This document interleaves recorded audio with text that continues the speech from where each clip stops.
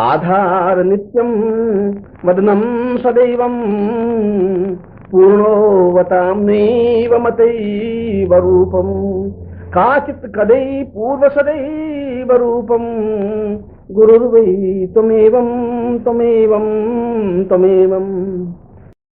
ನಾನು ಸಾವಿರಾರು ಲಕ್ಷಾಂತರ ಕೋಟ್ಯಾಂತರ ರೂಪಾಯಿಗಳನ್ನು ಸಂಪಾದಿಸಿದ ನಂತರವೂ ಜೀವನದಲ್ಲಿ ಏನು ತಾನೇ ಮಾಡಬಲ್ಲೆ? ನಾನು 5-10 ಮಕ್ಕಳನ್ನು ಹುಟ್ಟಿಸಿದ ನಂತರವೂ ನನ್ನ ಜೀವನದಲ್ಲಿ ಅಂತಹ ಅದ್ಭುತ ಏನಾಗಿ ಬಿಡುತ್ತದೆ?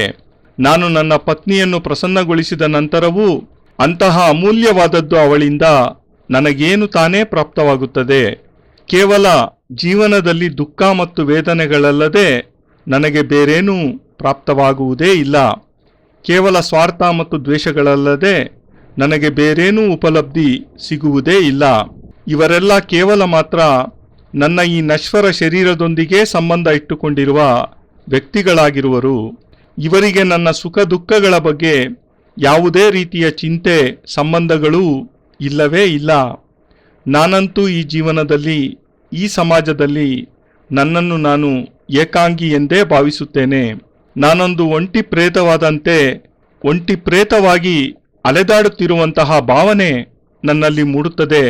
ನನ್ನ ಜೀವನಕ್ಕೆ ಯಾವುದೇ ಆಸರೆ ಇಲ್ಲ, ಯಾವುದೇ ಆಧಾರವಿಲ್ಲ. ಆದ್ದರಿಂದಲೇ ನಾನು ಕೇವಲ ಗುರುವಿಗಾಗಿ ಮಾತ್ರವೇ ಹುಡುಕುತ್ತಿದ್ದೇನೆ. ನಾನು ಗುರುವಿನ ಅನ್ವೇಷಣೆಯಲ್ಲಿದ್ದೇನೆ ಮತ್ತು ನಾನು ಗುರುವಿನ ಚರಣಕಮಲಗಳಲ್ಲಿ ಕುಳಿತು ಪೂರ್ಣತೆಯನ್ನು ಪ್ರಾಪ್ತಿ ಮಾಡಿಕೊಳ್ಳುವ ಅಭಿಲಾಷೆ ಹೊಂದಿದ್ದೇನೆ. ನಾನು ಗುರುದೇವರಿಗೆ ಪೂರ್ಣತೆಯೊಂದಿಗೆ ಹೃತ್ಪೂರ್ವಕ ಪ್ರಣಾಮಗಳನ್ನು ಸಲ್ಲಿಸುತ್ತಿದ್ದೇನೆ.